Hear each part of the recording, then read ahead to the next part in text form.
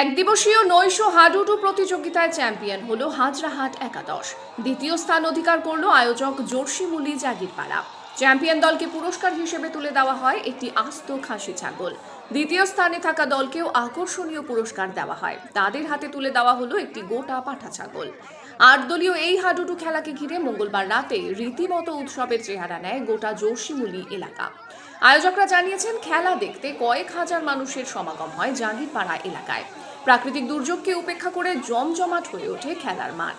নৈশ হাডুডু খেলার এই আসর বসে কোচবিহার জেলার মাথাভাঙা ১ নম্বর ব্লকের কেদারহাট গ্রাম পঞ্চায়েতের জলঢাকা নদী তীরবর্তী জোরশিমুলির জাগিরপাড়া এলাকায়।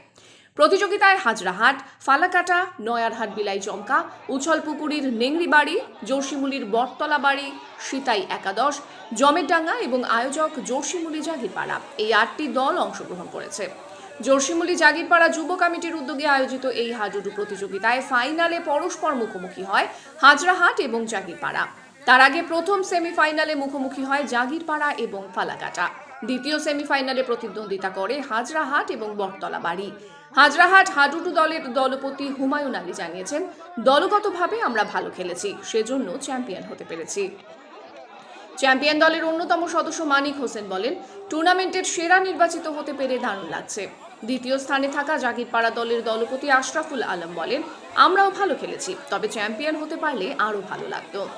এবারে ছিল দ্বিতীয় বার্ষিক প্রতিযোগিতা। এই খেলার অন্যতম উদ্যোক্তা ইয়াছিন আলী বলেন, প্রাকৃতিক বিপর্যয় ও বিদ্যুৎ বিভ্রাটের জন্য মাঝপথে খেলা বন্ধ হয়ে গিয়েছিল। বিকল্প ব্যবস্থা করে পরে আবার সেই খেলা চালু করা হয়। এই সাময়িক অসুবিধার জন্য দর্শকদের কাছে আমরা ক্ষমা প্রার্থী।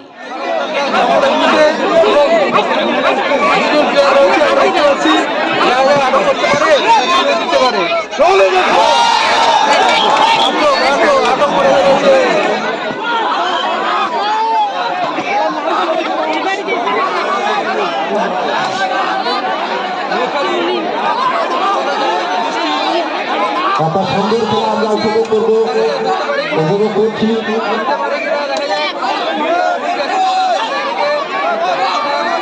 মাঠের প্রান্তে মঙ্গলবাড়ি, আর এক প্রান্তে ফালাকাটা একাদশের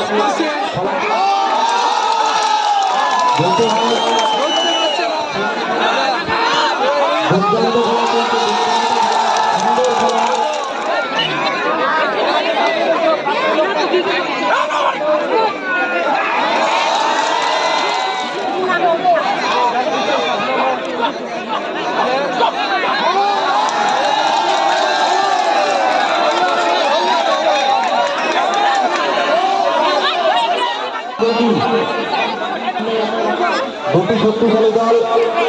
ময়ূরবাড়ি নামটা খুব সুন্দর, সেই সঙ্গে ফালাকাটা একাদশ। এনাদেরও অনেক কিছু খেলার আছে এবং সেই খেলাটা আমরা উপভোগ করব। এই মাত্র শুরু হয়ে গেল তৃতীয় পর্যায়ে।